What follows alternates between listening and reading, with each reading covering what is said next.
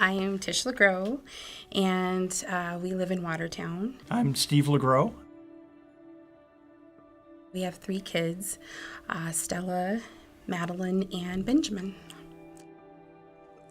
You know, Steve and I, financially, we never, money had, of course, with all couples, it's a hot topic, or it's, you can either leave the table just completely fuming, or you can actually make a plan and it be a peaceful conversation.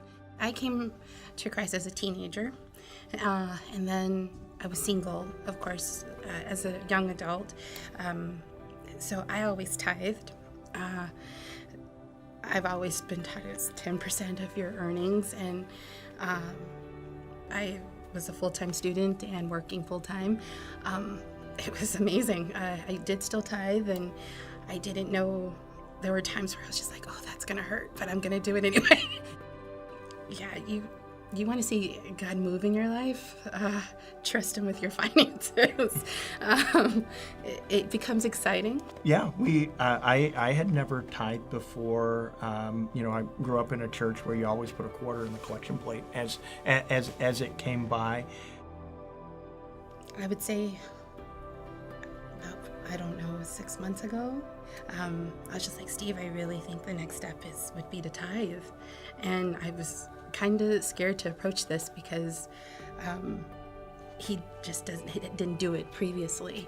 And it was just there every time I would pray. So I talked to him about it, and he was like, I agree.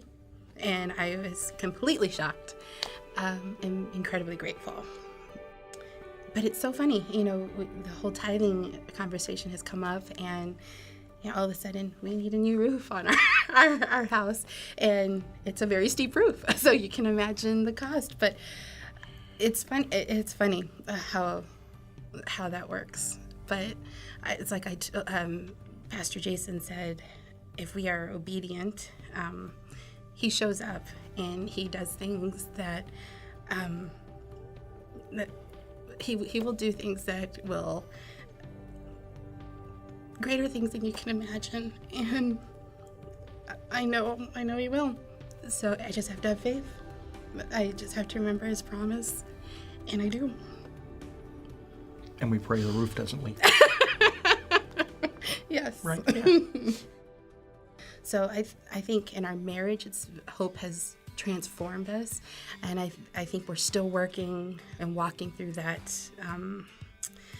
We're still walking the course right now financially, but it's just opened our eyes to how we spend money, and are we honoring God that way? And it's still very a hard conversation to have, but we're having it now, and it's made me invite Christ into our finances.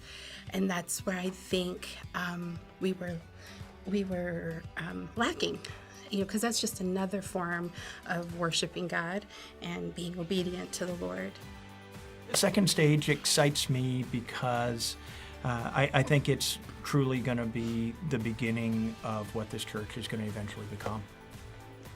I think probably the biggest pushback I get when I invite people to church is, it's a mobile church. Is that the one that takes place in the middle school? And I'm like, yeah. And I think once the church is firmly kind of put on a rock, if you will, that it's going to have an anchor point. It gives the feel that, okay, we're not peaking here. We're just starting on our journey. I'm excited about second stage, because all the new people that are gonna come, that are gonna hear, that are gonna hear about His love, because a friend of mine invited me to church, and it just changed me. It saved me, it changed me, and I look forward, because that's gonna happen to someone, and I'm overjoyed about that. I'm Stephen. I'm Tish. And we're all systems go for second stage.